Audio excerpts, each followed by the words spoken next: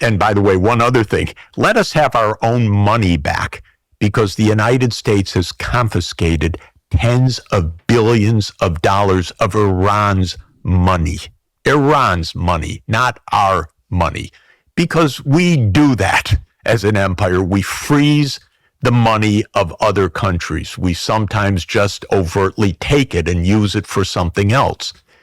It's rather obnoxious to my point of view, and rather self-defeating in the long term for the United States to have the reputation that it just steals other people's fiscal and financial resources. In 2015, such an agreement was reached. The Joint Comprehensive Plan of Action, the JCPOA. It was reached not only with the United States, but with Britain, with France, with Russia, with China, and with Germany. The 5 permanent members of the UN Security Council plus Germany, called 5+1. Then it went to the UN Security Council, where it was unanimously backed. Then came the Zionist lobby in the United States. Oh, no, you can't have an agreement with Iran. They're the evil empire. You can't do this. And so when Trump was elected in the first term, he ripped up the JCPOA. Of course Trump did that. Of course he did. He wouldn't have it any other way. This is the approach, that you don't want them to have a nuclear weapon when you had the control? No, this is the opposite. This is, we need to change the regime because they humiliated the United States by escaping from our empire. We tried to defeat them in many ways, but they stood up to it. We need to defeat them. There's an Israeli version, which is not exactly the same. And the Israeli version is, we need to have absolute control over the Middle East so that we can pursue our greater Israel agenda. This is not exactly the U.S. cause, but there are people in the U.S. that are the backers of that distinct cause. That's not Israel saying, you escape from the American empire. That's Israel saying, we control almost all of the Middle East militarily, so that's the last big prize. And that's the other part of this agenda right now, and why Israel is even more against the off-ramp than the United States. Trump is against the off-ramp because he can't declare victory, because he would lose face, because it would be, he'd face pressure groups, because there are, we have the Israel, or the Zionist lobby, I would call it, in the United States. Not to mention, you can't just concede now, because if you do, you get nothing out of it. For Israel, the issue is somewhat distinct, but Israel's main issue is that it wants complete military dominance of West Asia and the Middle East, and even into the Horn of Africa and North Africa. And it almost has that.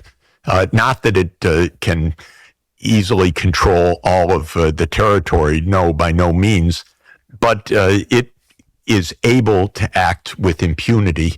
It's able to invade Lebanon. It's able to occupy Syria. It's able to overthrow other countries' governments, and that's what it wants. But it faces an obstacle, and the obstacle is Iran. They've lost the capacity for diplomacy at all. Israel, unfortunately, has no diplomacy. It has diplomats, but the diplomats rip up the UN Charter or shred the UN Charter or stand in the podium of the UN General Assembly and accuse the whole world of anti-Semitism and hatred and so forth. It's not diplomacy at all, because one strand of thought is nobody can be trusted. We have to kill them before they kill us. If you live like that, you end up as a killer nonstop. And this is definitely one tragic reality of the mentality of a Netanyahu or others. He's been killing before they kill us for decades. He's a killer. He has become a non. This is true because somebody put together a clip online of Netanyahu over the years saying that they're going to get us, they're going to kill us, and we have to do it before. And it was 1 year, and then it was 3 years, and then it was 5 years, and then it was 7 years, but all within. He's like Trump. Trump, his main thing is 2 weeks.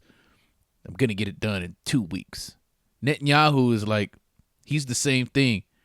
It's over a couple years. We have to strike before that happens. But this is over, 10, 12, 13 years that he was saying this, kind of like Trump, when he was in office, how he had a plan. It was 2 weeks. And we're still waiting for the plan. But Netanyahu is pretty much the same as Trump. They're kind of cut from the same cloth. Stop killer. He kills in the name of self-defense, but he kills in the name of preemptive self-defense. And so if you believe that the others are out to kill you and you must not talk to them and must not try to understand or must not do anything else, you end up as a nonstop killer. Just, it's crazy to think that somebody is that psychotic, where he's just power hungry. But wow. Anyways, like, follow, subscribe.